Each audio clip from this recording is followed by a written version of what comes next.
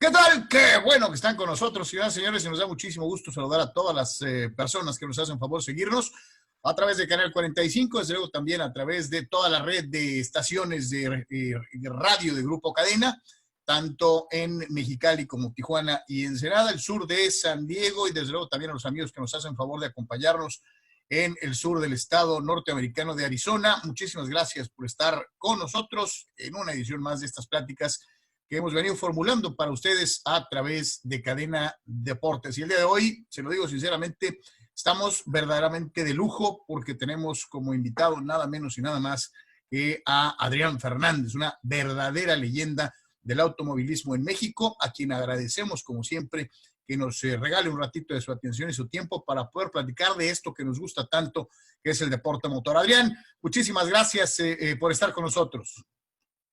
Al contrario, un placer estar aquí con ustedes y poder platicar un poquito.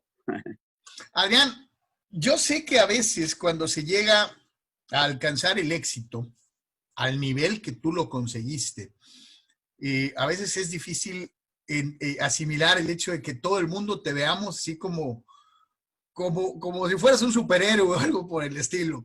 ¿Cómo lo has manejado? ¿Cómo consigues mantenerte con las cuatro ruedas en el piso todo el tiempo? Pues yo siempre he dicho que eso en gran parte viene obviamente de la educación, que tus papás te forman, te van formando de pequeño, y yo siempre fui un chavo pues amiguero, pero siempre respeté pues a todos mis amigos, no importando de quién era o de dónde venía o cómo eran esas personas en general. Yo creo que a mí el hecho de que haber nacido en México, haber sido hecho en México, haber encontrado todas estas oportunidades o luchado por estas oportunidades, luchando con mis mecánicos, con los preparadores, con mi gente, no fue nada fácil, y yo creo que todo eso siempre lo disfruté muchísimo y siempre lo tuve muy consciente de que para mí lo que más me gustaba a mí era correr autos, estar con mi gente, echarle talacha cuando iba con mis tíos a las carreras, estar con los mecánicos, con toda la gente. Entonces, gracias a Dios he estado rodeado de gente muy linda, muy padre toda mi vida, y ellos me han ayudado a mantener, aparte es mi personalidad, ¿no?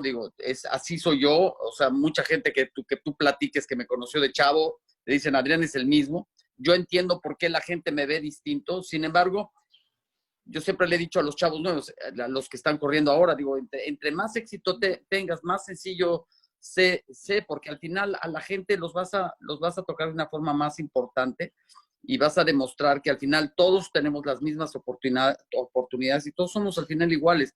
Simplemente que yo escogí este camino, me fue bien, pero qué bonito es poderlo compartir con todos ustedes. ¿Te ha tocado estar a bordo de un automóvil en diferentes clases y categorías? Stock Car, Le Mans, Indy. Yo te preguntaría, y digo, es algo que siempre tuvimos en mente, ¿con cuál te quedas? ¿Con cuál etapa? ¿Hiciste Le Mans? Bueno, has hecho prácticamente de todo. ¿Con cuál etapa te quedas de tu carrera? No, pues la más bonita, la que más disfruté, bueno, primeramente mis inicios fueron hermosos. O sea, la primera vez que yo manejé un auto de carreras en el autódromo de los hermanos Rodríguez, el bochito de mis tíos, o sea, y después manejar unas vueltas en el autódromo de León y sentir, o sea, la velocidad del aire, el volante, y sentir esa emoción de la velocidad, y esos inicios fueron increíbles, ¿no? ¿Por qué? Porque pues yo realmente, si te fijas, yo empecé tarde, yo empecé a los 19 años. Yo seguía a mis tíos desde chavito a las carreras y no me entró el gusanito de correr sino hasta finales de los 18. Entonces yo encontré la pasión por manejar, no por los coches, por manejar, me empezó tarde. Sin embargo, en cuanto me subí al auto es cuando me enamoré. Entonces, por eso yo digo que los inicios fueron de los más satisfactorios también, porque pues eso fue el inicio de esta gran pasión. Pero la categoría, la época más bonita, definitivamente los 90s de la época kart. Los autos eran pues unos animales de manejar, más de 1000 caballos de fuerza, muy rápidos, una competencia increíble, los equipos, en fin, y haber triunfado ahí y haber o sea, cruzado todas estas barreras, a pesar de las dificultades, fue algo muy satisfactorio y los coches eran una chulada de manejar. Yo tengo muy clara esa época. Era tan absoluto y terrible el dominio que en algún momento llegó a tener Michael Schumacher, que la Fórmula 1 era totalmente predecible. Sí. CART nos ofreció competencia, equidad, un montón de pilotos muy arriesgados, con muchas ganas. Yo me pregunto qué fue lo que pasó, Adrián, después de que tú y tu generación se fueron, cuando se dio aquella división de IndyCar y de Indy. La categoría perdió esa magia que llegó a tener en esa época que tú mencionas. Bueno, aquí yo le echo la culpa y la culpa fue de los dueños de equipos. Los dueños de equipos, todos, Ganassi, Penske, Barry Green, todos ellos, Pat Patrick, fueron dueños de la serie porque eran franquicias. Tú tenías que comprar una franquicia, calificar para la franquicia y tú eres parte dueño de la serie. El problema es que la gran mayoría de estas franquicias, los dueños de los equipos tenían mucho dinero. Entonces existían unos egos tremendos y después de eso, o sea, CART llegó a unos niveles extraordinariamente altos de competitividad, de popularidad, de todo. Entonces todo empezó con los pleitos con Tony George de no ponerse de acuerdo, pero también había una gran división entre la gente. Cuando vino esta división en el 96 de ya no correr Indianápolis por la pelea con Tony George, ahí empezó una era de los mismos dueños de CART, se empezaban ellos a pelear y a tener muchos egos. Ellos nunca pensaron que CART pudiera que se hubiera podido ir a la bancarrota o que pudiera haber desaparecido. Ellos se confiaron, pensaban que tenían una mina de oro que nunca iba a terminar y desgraciadamente por sus ineficiencias y formas de trabajar en equipo, es lo que derrumbó a la CART. Y es una tragedia, la verdad, porque pues de ahí cuando fuimos a la Indy Racing League, que era la serie que había iniciado Tony George en el 96, pues ya existía esta división. ¿Y qué es lo que fue más afectado? Pues los fans, porque hubo una gran confusión, los fans se pusieron a salir, empezaron a seguir otras categorías como Fórmula 1 o NASCAR, y al final los patrocinadores también se fueron saliendo, y yo en el 2004 pues tuve que tomar la decisión para salvar, tenía más de 80 empleados, tenía que salvar sus empleos, pues tuve que tomar la dura decisión, aún teniendo el Gran Premio de México, o sea, la carrera de México, de irme a la Indy Racing League. Entonces, toda esa parte, la verdad, es trágica, es triste, porque, o sea, CART en aquella época era enorme, tú lo sabes, o sea, las carreras eran, como dices, que eran competitivas, cualquiera podía ganar, a pesar de que si estabas en un equipo mediano, podías ganarle a los grandes equipos con una buena estrategia, con una buena planeación en una carrera, las cosas se podían dar para que ganaras. Obviamente eso en Fórmula 1 no existe. Entonces, no. Eso era muy atractivo para todos, pero sí es una tragedia que esto haya pasado y pues ni modo, así fue. Y curioso, ¿no? Dicen que nadie experimenta en cabeza ajena, y ya que estamos precisamente platicando un poquito del mundo general del deporte motor, pasadito esta situación y la crisis de CART, NASCAR se convirtió en un suceso impresionante también a nivel comercial, inclusive ganándole posiciones en televisión hasta el mismísimo fútbol americano. Pero también algo les pasó, por eso te digo, sí. Creo que nadie experimenta en cabeza ajena. Sí. Ya habían visto lo que sucedió en Indy y les pasó prácticamente lo mismo, ¿no? Así es. Sí, NASCAR está sufriendo, aunque es un poco distinto porque ahí si no, los dueños no son los dueños de los equipos, aquí sí hay un dueño y tú si le entras y si no le entras, pues te vas a otra serie. Pero sí NASCAR también ha perdido muchísima popularidad, desgraciadamente. Mucha de sus fans, o sea, su core, la parte importante de su centro de fans eran más la gente que seguía a Dale Earnhardt Sr. y que se iban a acampar y todo eso, y vino los millennials y todos los jóvenes que nunca se engancharon con NASCAR. Las carreras, siento yo, son muy largas, son demasiadas carreras, entonces perdieron ese... yo corrí NASCAR, a mí en lo particular no me gustaban las carreras, más no me gustaba manejarlo, por eso hice 9, 10 carreras nada más, pero sí, a mí en lo particular no me gustaba. obviamente eso es cuestión de gusto, hay mucha gente que sí le gusta, pero sí ha perdido, si te fijas, ya mucha popularidad, más de la mitad yo diría, tienen los mismos problemas que Cart en aquel entonces empezó a tener, ya cuando estábamos separados de Tony George. Entonces, yo espero, digo, sigue siendo una categoría fuerte, yo espero que tomen decisiones acertadas para hacerlo más entretenido, para que se acerquen más a los jóvenes, o que animen a los jóvenes a voltear a verlos a ellos y tener un mejor futuro. Pareciera que Fórmula 1 agarró un segundo aire. Tú manejaste a Checo Pérez durante algún tiempo. Está, desde luego, Checo, estuvo Esteban Gutiérrez, el Chapulín. Ha habido una serie de corredores mexicanos detrás de Adrián Fernández que alcanzaron notoriedad. Y en el caso de Checo, por ejemplo, ¿no? Que se mantiene y se ha mantenido en una carrera muy, muy interesante dentro de lo que es la categoría de Fórmula 1, ¿no?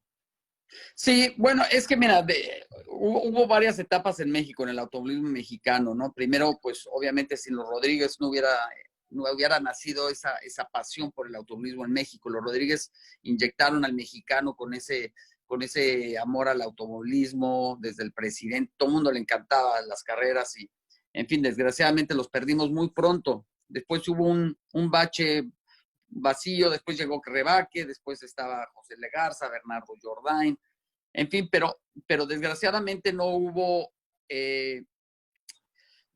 nada que siguiera creciendo después de ellos, ¿me entiendes? Ellos eran casos muy individuales donde les iba bien o estaban corriendo, pero no hacía un efecto importante en México o en pilotos mexicanos, otros pilotos mexicanos para internacionalizarse. Cuando yo me intenté ir a Europa, obviamente no existía ningún apoyo.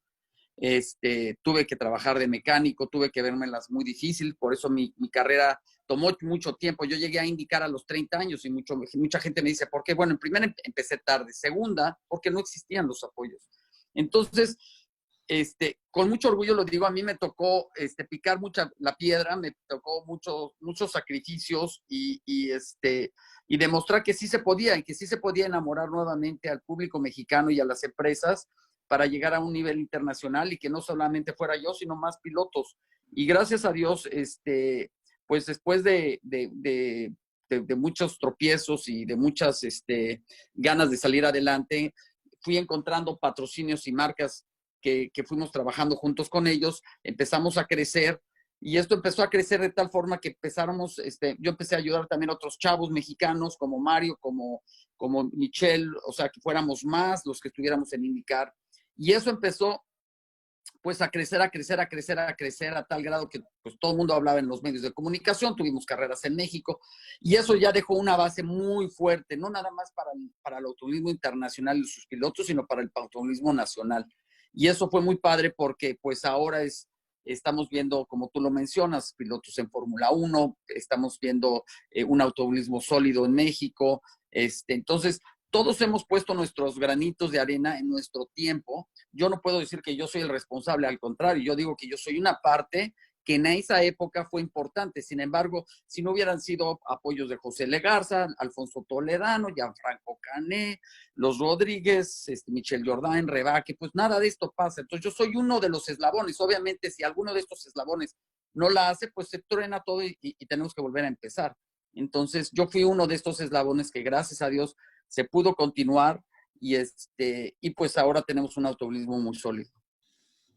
¿Alguna rivalidad personal de Adrián Fernández en aquella etapa? Alguien que dijeras, a este le tengo que ganar. Pues siempre, bueno, al primero que tú le quieres ganar es a tu coequipero, siempre. ¿Por qué? Porque pues es el piloto que tiene los mismos, el mismo coche, o sea, los mismos fierros, el mismo apoyo. Entonces, tú siempre te vas a ser comparado con tu coequipero. Entonces, es el primero que siempre le quieres ganar.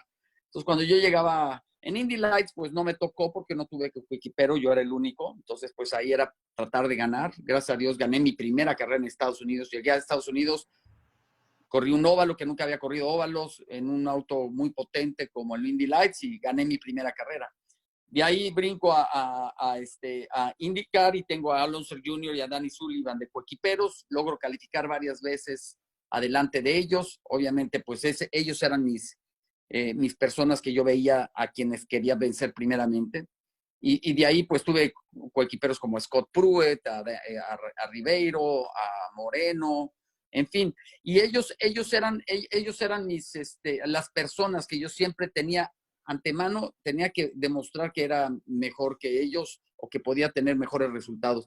Y gracias a Dios, en general, de todos mis compañeros, la gran mayoría, si mal no recuerdo, de mi carrera, pude acabar adelante de ellos. ¿Algún piloto en particular al que hayas considerado tu ídolo? ¿O el que digas, este es el mejor piloto que haya visto jamás? Bueno, hay dos. Ídolo, Ayrton Senna fue mi ídolo. Él fue mi inspiración, sobre todo cuando estaba en Europa y estaba sufriendo, o sea, echando, ya sabes, eh, ingeniándotelas de cómo poder salir sin el apoyo económico de tu país, estando solo en Inglaterra. Entonces él fue para mí una gran inspiración. También Joe Ramírez en aquella época me ayudaba mucho, pues me inspiraba, me invitaba a McLaren a conocer, en fin, siempre fue un gran amigo y siempre lo que pudo hacer siempre lo hizo. Y de pilotos, mira, soy afortunado, competí contra grandes pilotos, grandes pilotos, y digo afortunado porque me tocó toda una época muy bonita, desde de los inicios, desde correr coches con la palanca H, ¿no? Cambios que tenías que hacer el punta y talón, que tenías que hacer, pues, ahora sí, como en los viejos tiempos casi, ¿no? De cómo era todo, pistas peligrosas, coches peligrosos, y de ahí se fue transformando la seguridad, los cambios secuenciales, la tracción controlada, en fin, varias cosas, pero me tocó toda esa época, pero también me tocó los desarrollos, o sea, me tocaron los desarrollos de los autos, pero también los pilotos, me tocó correr contra Emerson Fittipaldi, contra Mario Andretti, Bobby Rahal, Alonso Jr., Marco Landretti, y después grandes pilotos, es que fueron muchísimos, si tú te fijas, eran muchísimos los pilotos muy buenos, Gilles de Ferran, Dario Franchitti, Paul Tracy, Juan Pablo Montoya, Zanardi, y Greg Moore, que en paz descanse. Era un grupo elite de pilotos, muy fuerte. Ahora, o sea, si tú ves las fotos de los pilotos que corríamos en los 90, era impresionante la calidad y el nivel de pilotaje. Pero para mí, de naturaleza de piloto, para mí Juan Pablo Montoya fue uno de los pilotos más rápidos. Un control del auto impresionante en llantas frías. Y te digo, sin embargo, al mismo tiempo, hablas pilotos como Gilles de Ferran, un piloto extraordinario, trabajaba muy bien con sus ingenieros, sabía poner muy bien el auto, muy rápido. Dario Franchitti también muy bueno. Helio, Tony Kanaan, en fin, te digo, es difícil escoger uno en particular. Yo diría por talento puro, Montoya. Zanardi también era muy bueno. Pero éramos muchos pilotos de un nivel muy fuerte, y eso es lo que hacía la categoría muy interesante. Me llamó mucho la atención hace ratito que mencionabas, fue la primera vez que llegué y manejé en un óvalo. Hay mucha gente que medio descalifica a los pilotos de NASCAR para ponerlos a la altura y capacidad de otras categorías por el hecho de correr en óvalos. Dicen, no, pues esos cuates nomás dan vuelta a la izquierda, ¿no? Uh-huh. ¿Qué le puedes explicar a la gente que a lo mejor no tiene idea de lo que es manejar 200 vueltas en un óvalo, ¿no? Bueno, es que no son nada más 200 vueltas, son las velocidades. Por ejemplo, en Indianápolis andas en promedios de 227, 225 millas por hora.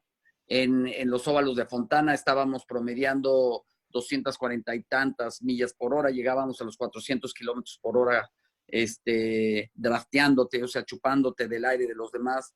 Y las velocidades son tremendas. Y cuando tienes a 30, 25, 28 coches en la misma pista, pues son como aviones pegados al piso, que las mismas turbulencias que van adelante te van afectando. Entonces, es muy tensionante estas carreras porque por las velocidades no te puedes distraer, tus movimientos tienen que ser muy precisos, porque si tú haces un movimiento o entras mal a la curva, es muy fácil tener un accidente y no son accidentes como que te sales aquí tantito y vuelves a regresar a la pista, ¿no? Ahí es barda. Y aquí, en aquel entonces los muros eran de concreto, no existía lo que es la barda suave que después inventaron. Entonces, a mí me gustaba mucho, la verdad, manejar los óvalos. Tuve un gran maestro que fue John Martin, que fue el dueño del equipo de Indy Lights donde yo llegué por primera vez a Estados Unidos. Él me enseñó el arte de manejar un auto en los óvalos. Eh, Se me dio muy, muy bien los óvalos y tuve mucho éxito en ellos y trabajé muy bien con John Ward, mi ingeniero. Los cambios que les haces a los autos en los óvalos son tan pequeñitos. O sea, tú le mueves 1 milímetro a la tuerca, 1 milímetro, le das vuelta y hace un cambio en el auto. Entonces, media libra de presión en las llantas aquí, tantito en el halo. O sea, son cosas muy... Entonces tienes que tener una sensibilidad muy alta en el auto y balancearlo, pero balancear un auto a 200, digo, hasta a 380 kilómetros por hora, ¿sí me entiendes? Al límite, donde si te caes, pues te vas al muro. Adrián, Le Mans, correr una carrera 24 horas. Sí, Le Mans increíble. Leo, ¿no? Increíble, Le Mans es lo máximo, sí. De las pistas que más me gustan, si no diría la pista que más me gusta, la carrera es increíble, es muy rápida, es bonito. Gracias, tuve la oportunidad de correr muchos años en American Le Mans Series y después con Aston Martin en Europa como piloto oficial. Y la verdad, las carreras de resistencia son muy padres porque tienes que compartir todo con tus otros dos pilotos, desde el asiento. O sea, tú a lo mejor en tu coche normal, si eres nada más tú, lo haces exactamente como a ti te gusta. Aquí no, yo corría con un piloto que era muy alto, Harold Primat, y entonces nos peleábamos, le digo, regrésame tantito los pedales, ¿no? Y él, no, y él tenía las rodillas así encima del casco. Entonces, es un compromiso, es un trabajo en equipo muy padre, es transmitir el piloto que se baje, transmitirle al piloto que se va a subir cómo están las condiciones de la pista, cómo está el coche, todo. Entonces, si a ti te gusta un coche que dé vuelta muy rápido y al otro le gusta que tenga más, que se vaya más de frente, pues entonces tiene que haber un compromiso donde a los tres estemos cómodos. Entonces, es un trabajo en equipo padrísimo, la verdad. Digo, acá en Baja California es pues, la casa natural de una de las categorías más seguidas a nivel internacional por los aficionados al automovilismo, Sí. el famoso off-road, con las bajas. ¿Alguna vez te dio curiosidad de subirte a un off-road e intentarlo? Sí, claro, varias veces. Es más, fui a la carrera, a la arrancada 2 veces, creo. Y hice una vez el tour en Ensenada, salimos desde Ensenada hasta Cabo, con Chris Hayne, pero en motos. Y nos fuimos PJ Jones, Richie Hearn, éramos como 4 pilotos, y era un tour, pero por la ruta de la carrera. Fueron como 7 días. Y yo andaba de chavo en las motos, me encantan las motos, pero durísimo, la verdad, el evento. Obviamente es distinto en moto que hacerlo en un coche, ¿no? Pero la verdad, nunca tuve la oportunidad. Sí, yo lo veía, pero la verdad estaba tan metido. A mí me gustan hacer bien las cosas. O sea, si voy a hacer esto, me gusta meterme bien en esto. No me gustaba hacer varias cosas a la vez. Entonces, la oportunidad nunca se dio porque siempre estábamos en carrera nosotros. Pero siempre, pues, mucho respeto, pues, una marca que a mí me patrocinó mucho, que es Tecate, pues, apoyaba mucho el evento. Entonces, pues, había varios compañeros que corrían en esa carrera y pues es una carrera mágica, la verdad. Y tuve la oportunidad de recorrer el trayecto y pues qué bonito es México, qué bonita carrera tenemos y ojalá pueda seguir por muchos años más. Ya casi para terminar, agradeciendo tu tiempo para toda Sí, la no, gente con de Baja mucho cariño. California. Yo te preguntaría, ¿te quedaste con el gusanito de la Fórmula 1, de haberlo hecho? Pues mira, es que en la vida no se puede abarcar en todo, no se puede hacer todo. A mí me tocó una época donde el apoyo que tuvo Checo no existía. Pero así se trata, eso es como uno avanza, ¿no? Es como un país, como un deporte progresa. a unos les va a tocar una parte y a otros les va a tocar otra. Entonces, pero fíjate todo lo bonito que tuve en mi carrera. Tuve un equipo, Fernández Racing, donde le ganamos a los mejores equipos del mundo, o sea, de IndyCar. Tuve 80 empleados padrísimos, un equipo de primer nivel. Tuve la fortuna de correr muchas categorías increíbles en el mundo. Probé un Fórmula 1 de un amigo, de Michael Schumacher en Mugello, en Italia, digo, para quitarme el gusanito de manejar un auto Fórmula 1.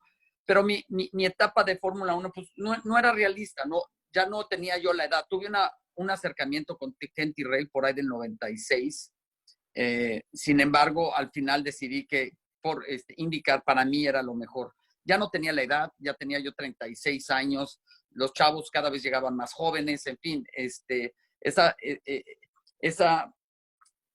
decisión fue la verdad, muy inteligente de mi parte, porque yo creo que me hubiera limitado mucho en estar en Fórmula 1 ahí, sobre todo por el apoyo. Y aquí en IndyCar pude crecer a muchas otras categorías, pude crecer con mis patrocinadores y estoy muy satisfecho de lo que pasó. Y no me arrepiento de no haber llegado a Fórmula 1. Después viví mi época de Fórmula 1 no como piloto y hicimos muchos amigos y fue muy satisfactoria. Pero pues en general, ahora los corro, pero en simuladores. O sea que ya volvimos a las pistas, pero en simuladores. Adrián, ¿cómo pasas el tiempo ahora que ya estás fuera de lo que fue tu pasión durante tantos años? Y sobre todo en este momento en donde nos ha tocado, por desgracia, hacer historia con algo que jamás ninguno de nosotros había vivido, como es el caso del COVID-19 y el virus y la pandemia. Sí. No, es increíble. Yo a veces me levanto y hablamos con mi esposa y me dices, es que parece que es un sueño esto, ¿no? Parece irreal. Y normalmente te digo, a mí me tocó una época, yo en el 96 me quería ir a Europa, digo, en el 86 me quería ir a Europa y vino el temblor del 85. Pero eran casos, o sea, cuando pasaban las guerras o los terremotos o cosas de esas, eran en ciertas áreas del mundo, pero no todo el mundo. Aquí sí podemos decir que todo el mundo, o sea, hasta la isla más pequeñita. O sea, yo aquí tengo amigos que hay una isla aquí, Cat Cay, aquí en Miami, enfrente de Florida. Digo, habrá que 100 casas. Bueno, pues hubo un caso de COVID, ¿no? O sea, en los lugares más remotos existe este virus. Es increíble y la verdad es, uno a veces no piensa que estamos viviendo algo, o sea, piensa que uno está soñando. Son tiempos difíciles, pero como siempre lo digo, es tiempo de unirnos más que nunca. Trabajar yo creo que al final, yo creo que esto va a unir más al mundo. En general vamos a estar más preparados para futuras pandemias, futuros problemas, porque pues yo creo que a todo mundo nos agarraron desprevenidos. A todo mundo. O sea, hace 3 meses o 2 meses, Estados Unidos estaba pasando por su mejor momento económico de la historia. Y en 2 meses hace cuenta que pasamos a los tiempos de los peores años de recesión de Estados Unidos. Entonces, no está padre, no está bonito. Me preocupa mucho México por todo lo que, por todo lo que está pasando. Yo espero que pues la gente se pueda proteger más, que se pueda cuidar, que estemos mejor preparados. En México están un poco más atrasados de lo que está pasando acá en Estados Unidos, pero sí me preocupa y yo espero que, caray, siempre sueño que nos levantamos y que de repente nos dicen que o ya hay una vacuna o ya está aprobada una medicina que nos pueda ayudar a salir adelante para volver a la normalidad. Yo, por ejemplo, no veo a mis hijos desde hace 2 meses porque yo tengo otro matrimonio, estoy con Priscila, mi esposa está embarazada, le estamos esperando un bebé que van a ser por ahí de noviembre. Salimos poco. Entonces hoy fue el cumpleaños de Nico, mi hijo, y lo fuimos a la casa de él afuera y de lejitos, ¿me entiendes? O sea, me refiero, esos son los sacrificios que uno tiene que hacer. Uno podría decir, ¿por qué no te lo traes a tu casa? Y es bueno. Esa es la parte que uno como ciudadano, como lo que nos toca hacer nuestra parte, es tener ese control. Obviamente tú crees que no quiero ver a mi hijo, claro. O sea, y a mi hija me tocó hace medio mes también que fue su cumpleaños. Entonces, pero esa parte la tenemos que hacer nosotros para poder parar esto y poder, ahora sí que como como dice, ¿no? Aniquilar ese enemigo invisible que es lo más difícil, ¿no? Adrián Fernández, muchísimas gracias. Me da muchísimo gusto verte. Igual. Y sobre todo, pues te agradezco a nombre de toda la gente que te va a ver a través de esto y en las diferentes plataformas y medios que tenemos al alcance en Grupo Cadena. Un gran abrazo, felicidades por el bebé y ojalá no sea la última vez que podamos platicar. Con mucho gusto. Les mando un fuerte abrazo. Gracias. Bien, señores, Adrián Fernández, una leyenda del automovilismo.